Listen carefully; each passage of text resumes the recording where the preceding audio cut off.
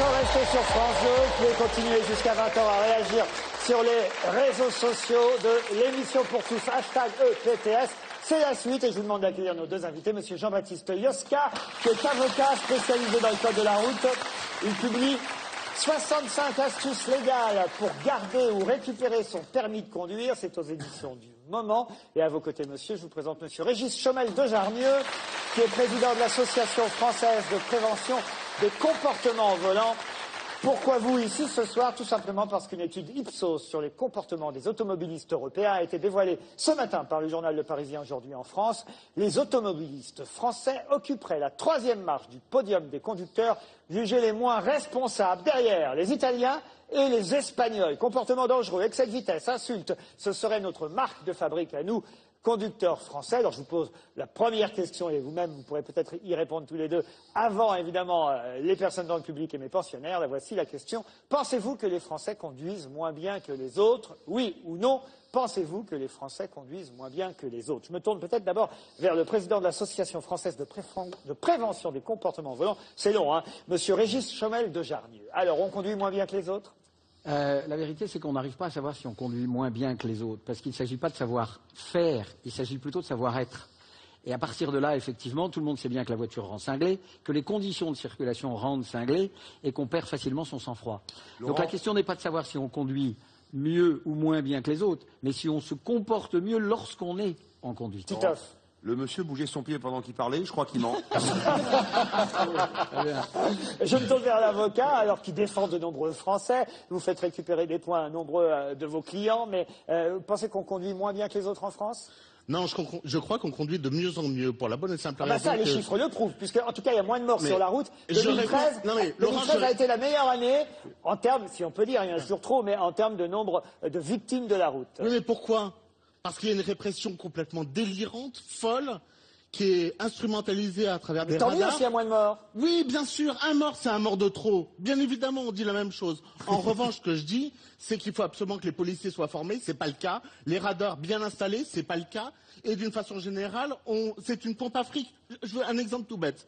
Tous les radars ont été retournés, on flash de dos, on se fout de la personne qui conduisait, on veut simplement avoir de l'argent.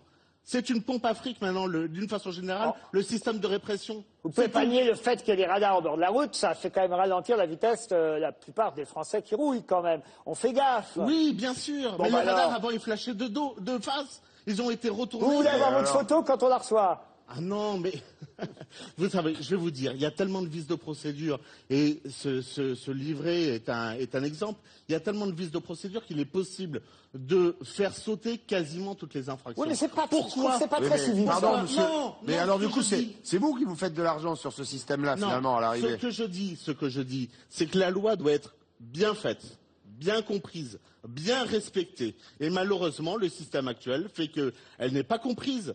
Vous avez énormément de Français qui perdent leur boulot, qui se retrouvent dans des situations sociales, financières, familiales, désastreuses à cause de ça, et d'une façon générale, qui ne comprennent plus le motif de la répression. Monsieur, quand il y a un accident, vous avez des familles aussi qui se retrouvent dans des situations, comme vous dites, qui sont bien plus désastreuses que quand quelqu'un perd son permis. Et pour plaider en partie civile, je le sais parfaitement. Bien évidemment. Annie Lemoine veut intervenir. Question simple, combien vous prenez pour récupérer un permis de conduire? Ben, vous seriez étonné, Annie. Je vais vous dire très franchement. Combien ça coûte de récupérer son permis en passant par vous? Il n'y a pas longtemps, j'ai reçu quelqu'un dans mon bureau qui est venu avec ses 5 enfants, qui me dit, écoutez, je viens d'être viré, je vais être obligé d'amener mes enfants à la DAS. Trouvez-moi une solution. Je lui ai dit, écoutez, je vais faire la chose suivante, je vais récupérer votre permis de conduire et on verra pour le reste. Pour vous, c'est gratuit, mais en moyenne, combien vous demandez à quelqu'un qui veut récupérer son permis? Un chiffre. Oui, quand une personne ne vient pas avec ses 5 enfants. Voilà. Entre 1000 et 1500 euros. Et cette personne, elle les prête, les enfants, si on peut venir vous voir pour avoir une ristourne, c'est vrai. Donc, je me l'assiste maintenant. Il faut aller voir monsieur avec 5 enfants, et là, je vous fais un prix. Il ne faut pas se demander ce qui vous en coûte de vous défendre, mais ce que ça vous aurait coûté de ne pas vous être défendu. Je me tourne quand même vers monsieur Chomel de Jarnieux, qui en plus dirige une auto-école, hein, en région parisienne. Toujours? Oui, en fait, c'est mon bénévolat dans le milieu de la sécurité routière qui m'a amené un jour à me poser la question, comment se fait-il que tous ces jeunes soient à 130 sur autoroute en probatoire, alors que moi-même, sur ma moto, je suis à 130. Il y avait quelque chose qui collait pas. Vous êtes pour les radars, par exemple? Donc j'ai fait, je vous réponds dans un instant. Ouais. Donc j'ai fait la formation, et puis il se trouve qu'après, effectivement, l'auto-école de la commune où j'habite était à vendre. L'ancien propriétaire partait à la retraite. Donc je me suis dit, je vais joindre l'utile à l'agréable, ma conviction citoyenne et puis ma compétence professionnelle. Voilà comment ça s'est fait. Très bien. Maintenant, pour répondre à la question, inéluctablement, dans notre système, il faut des règles. Et il faut punir ceux qui transgressent ces règles, dès lors qu'en plus, et d'ailleurs votre équipe l'a fait remarquer, effectivement, ce sont bien ces transgressions qui créent du risque au détriment des autres. À partir de là, moi, il y a un terme que je réprouve totalement, c'est le terme de répression.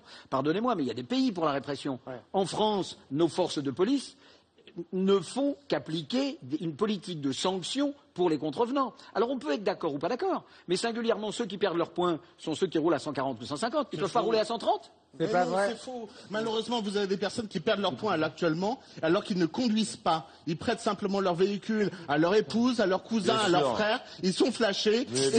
Mais bien sûr, il a raison. Mais bien sûr, on ne vit pas, c'est tout le temps quelqu'un d'autre quand on... Non, mais non, vous avez tous vos points. Moi, carrément, il y avait un mec, il était déguisé, il était carrément... Et qui vous ressemblait carrément l'autre fois. Hein, non, mais c'est terrible ce que vous faites, parce que j'ai l'impression que c'est pas civique, au fond. On a quand même... Ah non, pas du tout. Bah, si, on a quand même l'État qui se décarcasse pour essayer d'améliorer la sécurité routière. Et vous êtes en train de faire un bouquin en disant, de toute façon, continuez à rouler n'importe comment, je vous défendrai. Laurent, moi, l'autre fois, je me suis fait fâcher, monsieur. Je veux dire, vous avez complètement raison. Je me suis fait fâcher. Et c'était pas moi, c'était Titeuf, le personnage de BD. Vous voyez à ma place en train de conduire. Vous voyez quelle erreur. Charles, continue. J'ai un peu attaqué monsieur, mais je vais vous attaquer un peu aussi parce que vous venez représenter ici une association de victimes ou quelque chose comme ça, enfin de la prévention. Vous venez faire de la prévention. Moi, je crois qu'on fait beaucoup trop de prévention tout le temps. On crée avec de la prévention une société beaucoup trop anxiogène. Aujourd'hui, on peut absolument plus rien faire si on écoute les messages télévisés, etc. Et ça, je crois que c'est malsain. Il faut, à un moment donné aussi, pour vivre un peu dangereusement. Je donne la parole à Louis Morin, mais je voudrais lire ce tweet envoyé par Adeline sur hashtag PTS. Étant assureur, je ne pense pas. Les sinistres les plus fréquents sont les murs et les portes de garage qui se déplacent toutes seules. Ah oui, ça c'est vrai. Que les accidents, c'est pas toujours sur la route. Hein. Il y a effectivement un argument qui est un célèbre marronnier dans la presse. C'est effectivement arrivé le mois d'octobre ou novembre, le brouillard a encore tué. Et le brouillard ne tue pas. Non. Le brouillard ne tue pas. Par contre, la manière que l'on a d'adapter sa conduite, d'adapter son allure, lorsqu'effectivement on arrive à l'approche et dans une nappe de brouillard, là effectivement, il y a un risque. Résultat pour notre question, pensez-vous que les Français conduisent moins bien que les autres? Oui ou non? Certes. 21 personnes ont répondu oui, ils pensent donc que les Français conduisent moins bien que les autres. Une majorité de non. Louis Morin, vous avez répondu non. Moi, j'ai répondu non, mais ce qui me choque clairement dans le discours de Jean-Baptiste Siosca, c'est qu'il nous dit clairement on peut toujours faire sauter les contraventions. Vous publiez même un ouvrage 75 astuces légales pour garder ou récupérer son permis de conduire. 65 exactement, enfin peu importe. À 10 près. À 10 près, exactement. Moi, ça me choque énormément parce que c'est quand même une incitation à la fraude, c'est une incitation à la délinquance routière. Non. Et vous donnez des astuces, par exemple, vous dites, il suffit de nier lorsque vous êtes contrôlé, vous niez, et puis ensuite vous allez voir un avocat, et il vous arrangera de votre cas. Je jure, j'ai rien vu. Vous l'avez lu peut-être un peu rapidement. Non, je l'ai pas lu rapidement. Il s'agit, dans mon propos, de dire, la loi doit être parfaite. Elle ne doit pas être appliquée par des policiers qui ne la connaissent pas, sur des formulaires qui sont obsolètes, parce que pour être comprise, la loi, elle doit être accepté par la personne. Oui, à partir du moment. Mais sauf quand vous dites qu'il faut mettre la carte grise au nom d'un enfant. Eh bien, vous savez quoi? Alors, celle-là, c'est un mauvais exemple. Je vais vous dire pourquoi. Parce que figurez-vous que c'est une question qui a été posée. Parce qu'on peut mettre la carte grise au nom de son enfant. Au nom d'un enfant de moins de 5 ans. Ça pose aucun problème. C'est une question qui a été posée au Premier ministre, et c'est sur le site du Premier ministre. Il répond, oui, en effet, il n'y a aucune difficulté à mettre la carte grise. Non, mais que ce soit... Mais vous Laissez répondre. C'est la loi. Non, mais à partir du moment, non, mais attendez. À partir du moment où la loi dit ça, à partir du moment où le Premier ministre, qui est garant de l'administration française, dit oui, ça ne pose aucun problème. La loi est souveraine. C'est ce que je dis. Et pour Mélissa, elle pense que les Français conduisent moins bien que les autres. Alors dites-moi pourquoi. Bonsoir. Alors déjà, le fait que ce soit une femme qui représente la question, je trouve que c'est un petit peu limite. Alors on n'a pas fait exprès, je vous jure. Alors ça, c'est pas ça. Elle est côté, elle est à droite. Elle est côté passager, hein. Elle est côté passager. Elle est à droite. Oui, c'est vrai, vous avez raison, elle est côté passager, elle conduit pas. C'est vrai, oui. Ah, oui, c'est alors, vrai, à moins qu'elle soit britannique, hein, on n'en sait rien. Ah, pardon, il y a un autre avocat dans la salle. Madame est venue carrément avec- Mélissa, alors. Non, moi je pense pas. Pourquoi est-ce que les Français conduiraient moins bien que les autres, étant donné qu'on leur apprend à conduire, et pourquoi est-ce qu'on apprendrait à conduire moins bien à des gens que d'autres personnes de d'autres pays? Alors, Michaela, elle répond oui, les Français conduisent moins bien. Pourquoi vous êtes allé à l'étranger et vous avez vu que c'était mieux ailleurs? Déjà oui, mais je voulais surtout répondre à monsieur, parce que je pense qu'il y a deux choses dans ce qu'il dit. Effectivement, c'est dommage que la loi ne soit respectée que parce qu'il y a des règles et des règles qui sont parfois subies, mais les résultats sont là. Et c'est peut-être extrême et il y a des modifications à faire dans les lois, je suis d'accord. Mais de là à dire que parce que la loi est mal faite, vous pouvez faire ce que vous voulez, faites-vous plaisir et de toute façon, si vous êtes riche, vous pouvez perdre votre permis de conduire parce que quoi qu'il arrive, vous ne repayez rien. C'est pas ce C'est qu'il pas ce que dit. je dis. Faut pas pousser non plus. Mademoiselle, c'est pas du tout ce que je dis. Je dis que la loi doit être parfaite. Parce que je finis. Le jour où vous serez condamné par une loi imparfaite, vous serez la première à hurler. Et je hurlerai avec vous. Diawara répond non, c'est pas vrai, les Français conduisent pas moins bien que les autres. On vous donne le micro, Diawara. Pourquoi? Bonsoir. Bonsoir. Parce que je pense que les Français conduisent très bien. Moi, j'ai mon permis, ça fait 34 ans. J'ai jamais eu de problème. Et puis à chaque fois, je le Vous dis. êtes la France entière alors. Non, pas du tout, madame, parce que j'ai voyagé aussi. Et voilà. J'ai été dans pas mal de pays. Et je pense qu'ici, chez nous, on conduit très bien. On conduit très bien. Jeff répond oui, les Français conduisent moins bien. Alors il n'est pas d'accord avec madame. Allez-y, Jeff. Bonjour, Bonjour, voilà, Jeff. moi j'ai une vue extérieure puisque je viens de Belgique. Ah, j'avais Voilà. oublié. Voilà. Et donc en Belgique, j'ai pas peur de conduire parce qu'on est beaucoup plus cool. Bon, maintenant quand je vais en France, c'est souvent à Paris. Et à Paris, les gens sont assez stressés. Donc j'arrive. moins bien que les Français. Hein. Je sais pas. Mais quand j'arrive à Paris, je garde ma voiture et puis je me balade en métro et puis des fois je me risque en véhicule puisqu'on a une bande personnalisée. mais Laurent, voilà. j'ai joué dernièrement, j'étais à Bruxelles et monsieur a complètement raison. Les gens sont 10 fois plus cool en voiture. Ils se laissent passer la priorité, tout ça. Il n'y a pas toute l'agressivité qu'il y a dans les grandes villes en France. C'est Régine vrai. Guillermet sur Twitter nous dit est-il vrai que les anciens permis sont éternels et que l'on ne peut pas enlever les points des anciens permis? Vous voulez répondre à cette question? Une très bonne question qui fait l'objet d'un des 65 points. Les anciens permis de conduire ne sont pas éternels. La loi a prévu dès le début que si vous avez passé votre permis de conduire avant 92, on peut vous retirer des points et l'annuler. Monsieur Cheval de Jarnieux, un mot à ajouter? Oui, j'entends beaucoup de choses qui peuvent permettre effectivement à des automobilistes et parmi les moins respectueux de garder leur permis. Mais en réalité, l'effort reste à porter sur la formation. On ne dit pas assez que les auto-écoles ont fait un énorme travail depuis 5 ans avec la réforme du permis. Singulièrement, et même si c'est anecdotique, il y a aujourd'hui 2 points de bonus sur la conduite économique et sur les comportements de courtoisie sur la route. La courtoisie n'ayant rien à voir. Et en plus, on vous rend les points si après, on va dire un point à enlever, vous restez sage pendant quelques mois ou quelques années. Voilà. Jeff, pour terminer, parce que je crois que vous voulez terminer. Voilà, moi je suis vraiment triste pour celui qui a 5 enfants, qui va perdre son boulot à cause du permis. Je suis moins triste pour ces 5 enfants qui n'auront pas un type un peu dangereux sur la route en plus. Puis je suis triste aussi pour celui qui a tué quelqu'un, qui va se faire renvoyer parce qu'il va en prison. Voilà. Eva, à côté, a répondu non et ce sera notre dernière intervenante pour ce soir. Eva, Je suis désolée, je vais contredire Jeff. sur mais ce sujet en tout cas. Paris, c'est pas la France entière. Donc Paris, c'est une ville très stressante, d'accord, il y a énormément de voitures. Mais après, les gens réagissent différemment et parfois donc dangereusement en volant dans des situations stressantes. Mais ça, c'est un comportement humain, c'est pas un comportement français. À mon avis, c'est la même chose dans chaque pays. Parfait, j'ai un tweet de conclusion envoyé par Patrick Nours 2012 qui dit comme dit la brève de comptoir, avec tous les morts sur la route, on va devoir rouler sur les trottoirs. Merci à vous deux en tout cas d'avoir accepté notre invitation. Et c'est l'heure maintenant de l'invité mystère. Il nous rejoint, ou plutôt elle nous rejoint, puisqu'il s'agit d'une jeune femme qui s'appelle Marie. Et je vous demande évidemment si vous savez qui c'est et pour quelle raison Mademoiselle est dans l'actualité. Bonsoir Marie, merci d'être sur notre plateau, le plateau de l'émission Pour tous.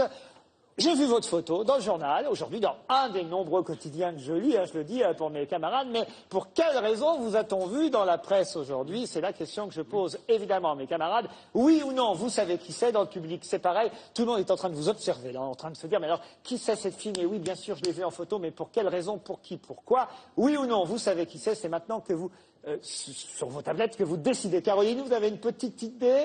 Alors écoutez, non, mais même pas minime. C'est-à-dire, j'arrive même pas à vous situer, genre sport, artiste, politique, je suis dans le flou. Stéphane Bach, une petite idée? Je sais pas, j'y arrive pas. Votre tête me dit vraiment quelque chose, je pense vous avoir vu aujourd'hui. Vous avez le droit de poser une question, une première question peut-être. Une chanteuse? Est-ce que vous êtes dans le spectacle? Une chanteuse? Oui. Une chanteuse? Une chanteuse. Êtes-vous une chanteuse? Non, c'est pas une chanteuse. Vous êtes intermittent du spectacle. Non plus. Ce n'est pas une intermittente Vous du jouez d'un spectacle. instrument de musique? Non. Elle ne joue pas d'un instrument de musique. Si vous voulez jouer tous les deux, vous pouvez, sans problème. Mais d'abord, les résultats. Est-ce que oui ou non, vous reconnaissez mademoiselle, qui s'appelle Marie? Je peux vous donner son prénom, ça ne vous aidera pas. Oui ou non, vous savez qui c'est? Oh là là, personne ne vous a reconnu. Bon, attention, vous n'êtes pas une vedette internationale, pas du tout, autant non. le dire. Non, C'est pas par hasard qu'on vous a trouvé dans la presse aujourd'hui. Il y a une raison bien précise, évidemment, dans l'actualité. Encore faut-il trouver laquelle à vos questions. Et si vous êtes en promo aujourd'hui, ça a bien fonctionné. Non, parce que je viens de vous dire, c'est pas de la promo, Titoff. Allons-y pour les questions. Vous êtes dans le spectacle. Oui, mais... C'est mal barré, hein. Est-ce que vous êtes dans le cirque? Non. Mais c'est pas vraiment la raison pour laquelle on m'a appelé. Ah, c'est quelqu'un de votre famille qui est dans l'actualité? Pas vraiment non plus. Est-ce qu'on peut dire que c'est une raison très positive qui vous amène dans l'actualité? Ah oui. Plutôt. Ah ben ça c'est bien déjà. Plutôt Alors, positif. C'est sur un sujet de société? Bah, donnez-nous un indice. Vous pouvez poser des questions au public. Allez-y, alors, monsieur Chaumel de Jarnieux. Seriez-vous représentante d'une organisation professionnelle qui aurait quelque chose à défendre dans l'actualité immédiate? Pas du tout. Non. Je peux vous dire Est-ce que mademoiselle, en fait, je vais vous aider, mademoiselle est collectionneuse. Et c'est grâce à sa collection, je peux dire ça, que mademoiselle se retrouve dans l'actualité. Elle collectionne de Lego? Non, pas du tout. Ah oui, pour la sortie Ça aurait du film. pu pour la sortie. La sortie du film. Pardon? Des PV? Non, vous ne collectionnez pas des PV. Vous avez vos 12 points. Ouais. Si vous collectionnez les PV, autrement j'ai une adresse, vous allez voir monsieur, il paraît qu'il vous les fait sauter gratuitement si vous avez 5 enfants. Charles, consigne. Non, mais j'ai aucune idée. Donnez-nous un indice un peu. Dans quel domaine? Je peux pas vous dire mieux. Elle fait une collection. De vêtements ayant appartenu à des stars. Non. Non, mais on commence à se rapprocher. Une collection de vêtements. Non. Des chaussures? Des autographes? Ah, j'en ai. Elle a collectionné des autographes. Ça fait en tout cas, dans sa collection, il y a des autographes. Est-ce que ce que vous collectionnez est cher ou pas à acheter? C'est à ça un coût, ouais. Ça a un coût. C'est la première fois. Mais c'est très variable. C'est la première fois que vous passez à la télé? Oui. Ah oui, c'est la première fois. Oui. Et c'est évidemment, je vais vous aider, vous donner un deuxième indice, c'est évidemment pour parler de l'exposition. Il y a quelqu'un qui dit sur Twitter, c'est la sœur de Natacha Polony. Non, pas du tout. On me le dit tout le temps. C'est vrai, mais non. Annie, Des lettres d'adieu de kamikaze. Comment? Vous collectionnez les lettres d'adieu de kamikaze. Non, non, bah, c'est positif. Hein. Quelle idée? Ça existe. Est-ce que c'est lié à Star Wars? Des fois que... pas du Il y a tout, mais on il y se a l'expo en rapproche. ce moment. C'est lié au cinéma, l'exposition qu'a organisée Mademoiselle, avec d'ailleurs le commissaire de l'exposition qui est ici là Mathieu au premier Beroy. rang, qui s'appelle Mathieu Beroy. Est-ce que vous pouvez dire l'endroit? Ça va peut-être les aider. C'est au centre culturel du Crous de Paris. Au centre culturel du Crous de Paris, et j'ai peut-être la réponse dans le public. C'est pas pour les 100 ans de Louis de Funès? Oui. Excellente réponse, vous êtes plus forte que mes pensionnaires, madame, bravo. Et oui, de Funès, 100 ans, expliquez. Eh bien, j'ai été contactée au mois de décembre donc, par Mathieu, qui est le directeur du service culturel du Crous de Paris, pour créer un événement voilà, autour du centenaire de la naissance de l'acteur. Voilà. Il y a 100 ans, naissait Louis de Funès. Au mois de juillet, il aurait eu 100 ans. Il aurait eu 100 ans en juillet prochain. Alors, qu'est-ce qu'on pourra voir dans l'expo ici à Paris? C'est à Saint-Germain-des-Prés, c'est ça? Voilà, exactement.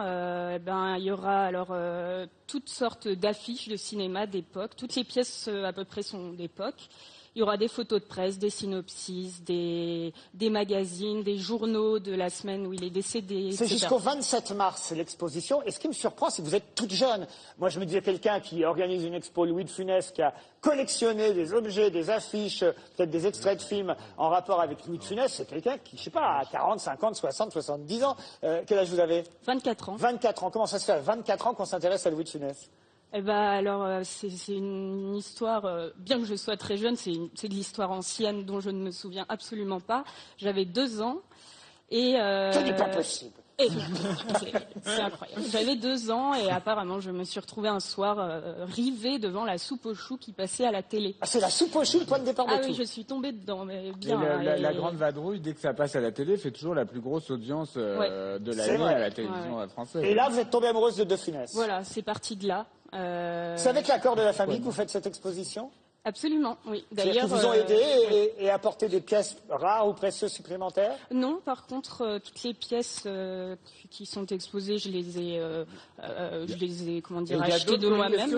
Laissez terminer les phrases de nos invités, s'il vous plaît, merci. Ouais, j'ai pas reçu d'objet de la famille. Pas d'objet de la famille. Est-ce que vous trouvez qu'il y a d'autres comiques maintenant qui sont du niveau de Louis de Funès ou pas, dans les comiques actuels? C'est difficile à dire. Non, en fait, non, mais c'est pas je parle pas de niveau. En fait, c'est absolument pas comparable. Qu'est-ce qu'on voit de rare dans l'exposition?